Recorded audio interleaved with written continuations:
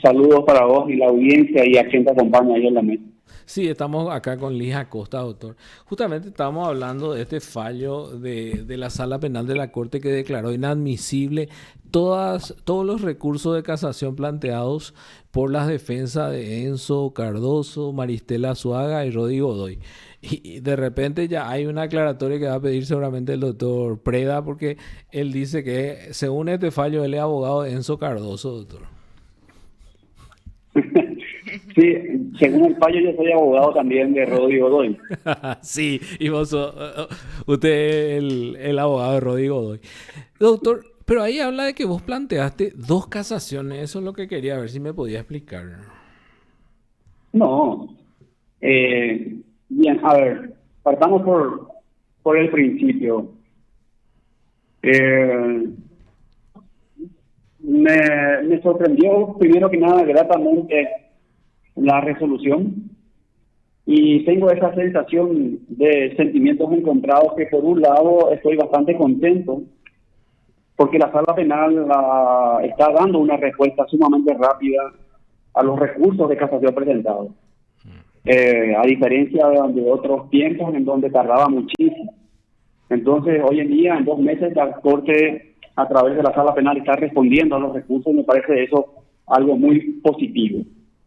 Y por otro lado, me desconcierta y estoy tratando de justamente de asimilar la decisión del tribunal, de la sala, eh, y más que nada de los fundamentos por los cuales declaran inadmisible. Más allá de que me identifica como el defensor técnico del señor Godoy. Fíjense que he podido visualizar así someramente la resolución y la sala penal rechaza el recurso de casación diciendo que falta fundamentación, que no fundamos el recurso correctamente, eh, mencionando que los agravios expuestos en el escrito presentado no tenían nada que ver con lo impuesto en el numeral 3 del artículo 478 del Código Procesal Penal. Por otro lado, dicen de que expresamos agravios que no son originarios de la resolución de segunda instancia, sino que son originarios de la resolución de la sentencia definitiva dictada por el Tribunal de Sentencia. Y que fundamos nuestras pretensiones en instrumentos que se encuentran fuera del orden jurídico.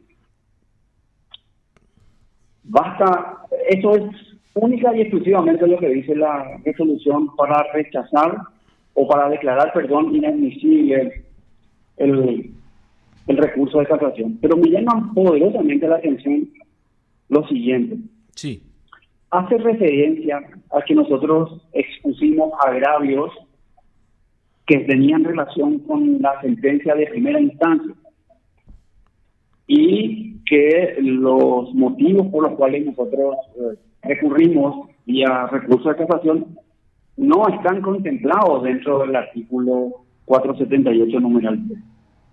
Pero me llama la atención porque nosotros en su momento, yo particularmente había recurrido la sentencia de primera instancia, creo que fueron 12 los agravios expuestos.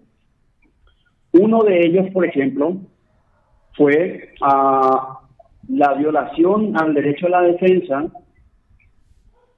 porque nos habían excluido 2 pericias que habían sido ofrecidas y admitidas en el auto de apertura al momento de la audiencia preliminar. Y que los puntos de pericia y los detalles sobre la misma estaban expresamente establecidos y escritos en el auto de apertura.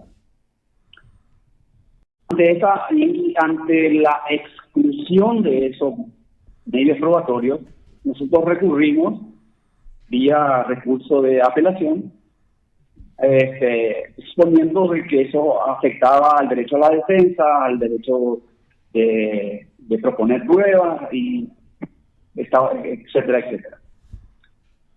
En el recurso de apelación, nosotros expusimos que esta circunstancia violaba el derecho a la defensa. Sin embargo, la respuesta que dio el Tribunal de Apelaciones fue totalmente otra cosa.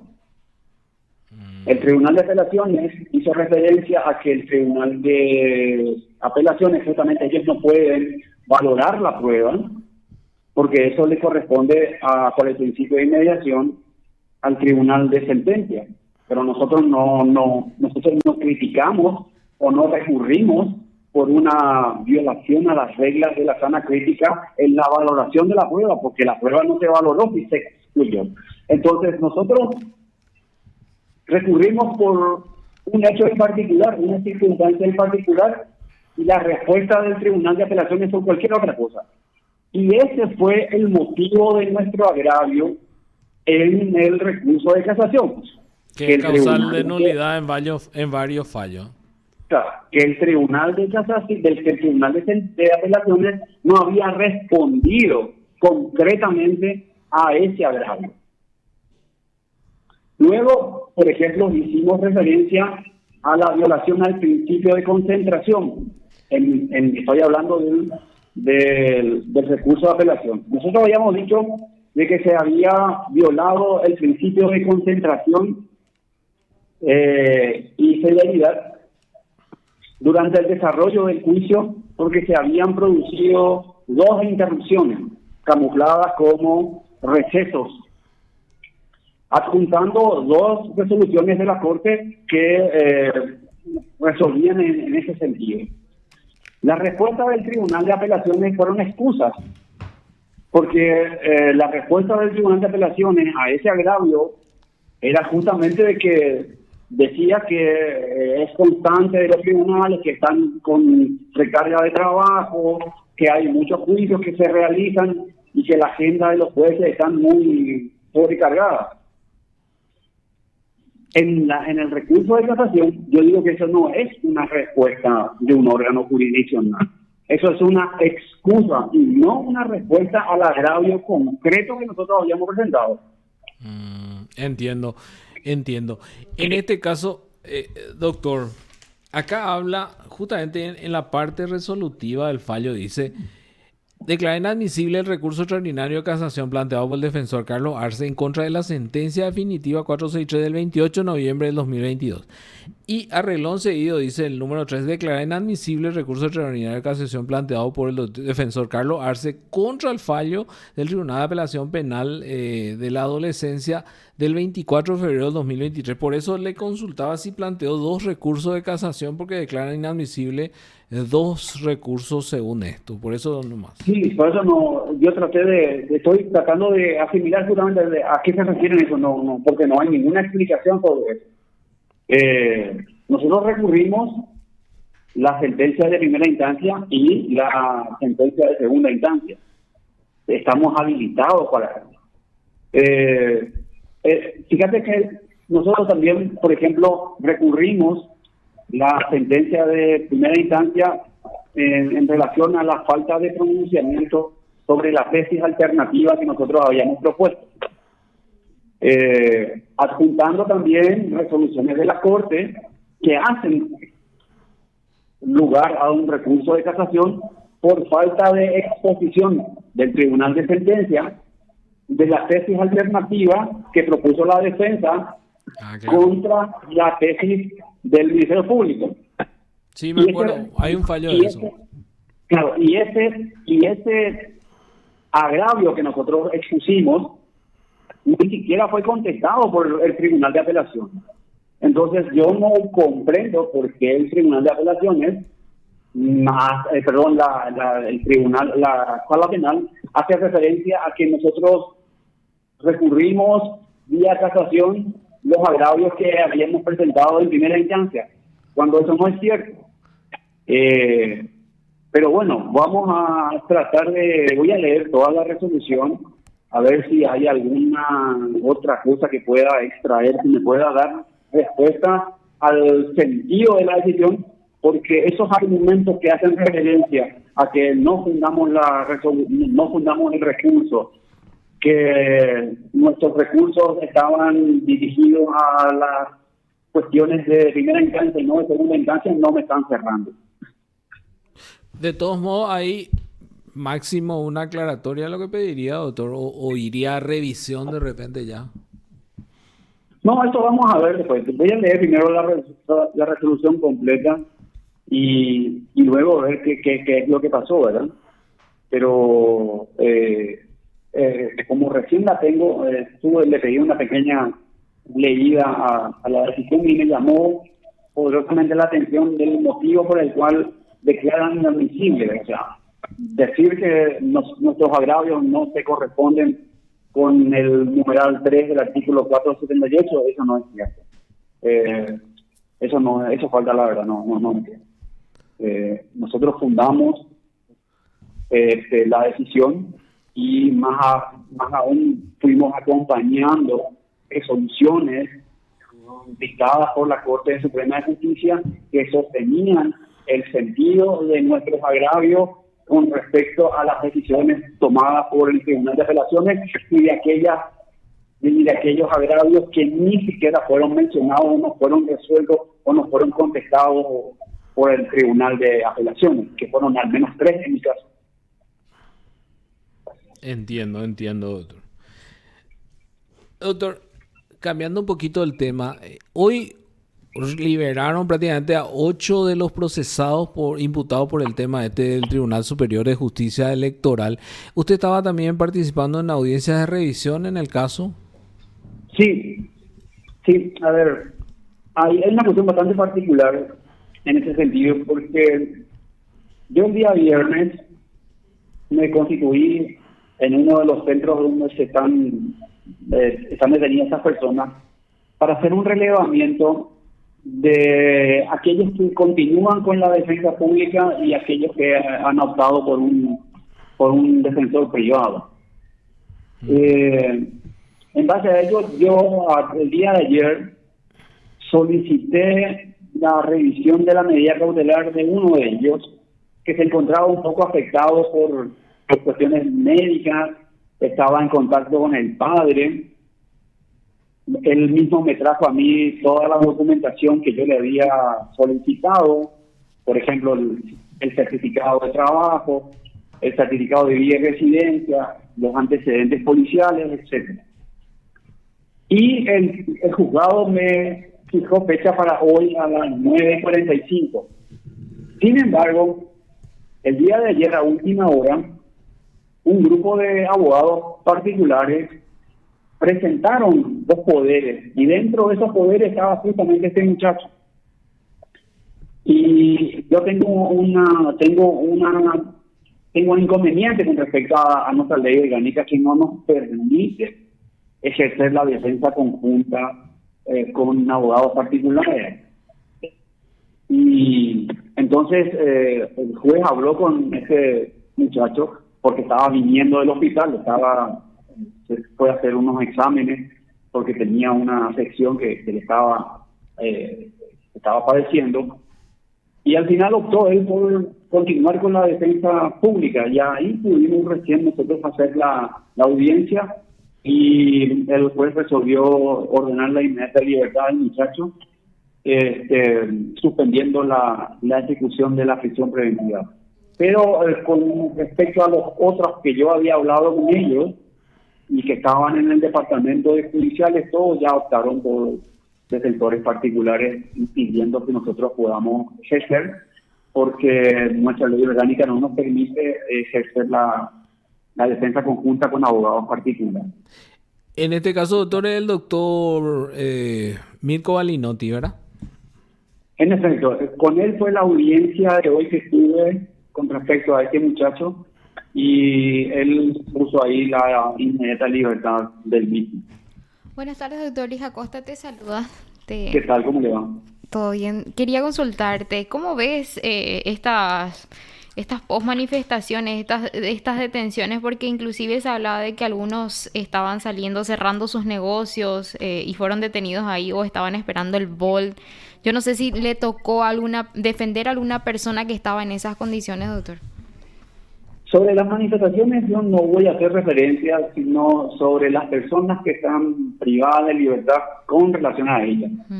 Esa primera información la obtuvieron mis colegas cuando estuvieron presentes en las audiencias indagatorias.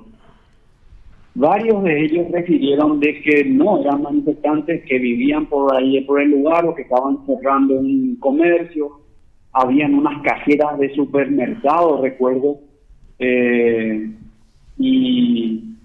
eso se va a ir una vez analizando uno por uno, si es que ellos continúan con los servicios de la defensa pública. Entonces, mal podría yo hacer una referencia en general a ellos, porque yo me debo en concreto a aquellos que siguen con nosotros como asesores jurídicos y en la defensa técnica de ellos.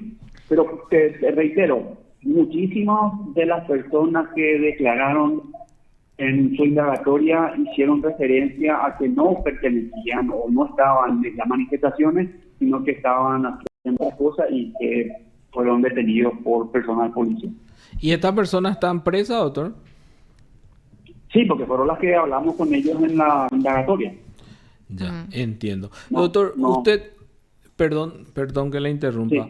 Sí. Usted fue, yo estuve revisando justamente las causas y usted fue el único que pidió la devolución de la imputación, pero vi que el doctor Mirko Balinotti no se expidió al respecto. No se expidió al respecto porque ya la había admitido. Yo hice esa primera observación en esa imputación porque no hay ninguna referencia en concreto a cuál es la porción fáctica que se le atribuye a cada uno de ellos, sino que es sumamente genérica y hace referencia, por ejemplo, a los manifestantes hacían tal cosa, ellos hacían tal cosa. Entonces no había una explicación, al menos sucinta, nada más que qué fue lo que hizo cada uno de ellos, que sostenga al menos un fundamento del por qué esa persona está sometida a proceso penal. Lo que yo advertí es que la policía detuvo a un grupo de personas, los puso a disposición de la fiscalía, y la fiscalía, sin ninguna discriminación alguna, les imputó a todos y pidió la prisión sin ninguna discriminación. El requerimiento primario de la fiscalía, no solamente de la imputación, sino de las medidas cautelares, era sin discriminar cada uno de ellos. Y debemos entender, y es lo que siempre digo, cuando el Ministerio Público requiere una medida cautelar, debe ser expresa, específica e individual del por qué solicita prisión preventiva para A, B, C y D, y cuáles son los motivos que le llevan a sostener ese pedido de prisión preventiva. No decir todos los imputados prisión preventiva porque se cumplen los presupuestos del 241, sino que debe ser específico del motivo que lleva a sostener al Ministerio Público para sustentar su pedido de prisión preventiva. ¿Qué es? ¿Por qué hay peligro de fuga en este y en este otro? Y eso no había. Me parece lo más grave, doctor, que así como estás diciendo, si muchos dicen y si se llega a comprobar que en realidad estaban cerrando sus negocios, estaban justamente en el momento equivocado, en el lugar equivocado y fueron detenidos, que ellos continúen en prisión, ¿qué se puede hacer con relación a ellos? ¿Se puede pedir una revisión, doctor? ¿O cuál sería el paso a seguir? Bien, eso habría que verificar con el proceso de investigación que va a llevar a cabo la Fiscalía. Ahora la Fiscalía es la que tiene que empezar a recopilar información sobre cada uno de ellos, qué hacía en ese lugar. O sea, si una persona estaba cerrando su local porque queda ahí, no estaba en un lugar inapropiado, estaba en el lugar donde tiene que estar, cerrando su negocio, comercio, lo que sea. Pero eso no sabría decirlo porque eso no está expuesto en la imputación. No hay una referencia del por qué estaba esa persona ahí. No hay ninguna sola referencia. Insisto en esto. Yo creo que la Fiscalía tomó el informe de la policía sobre los detenidos y de forma indiscriminada imputó y solicitó la prisión. Así fue. Y ahora debe probar esas imputaciones, doctor.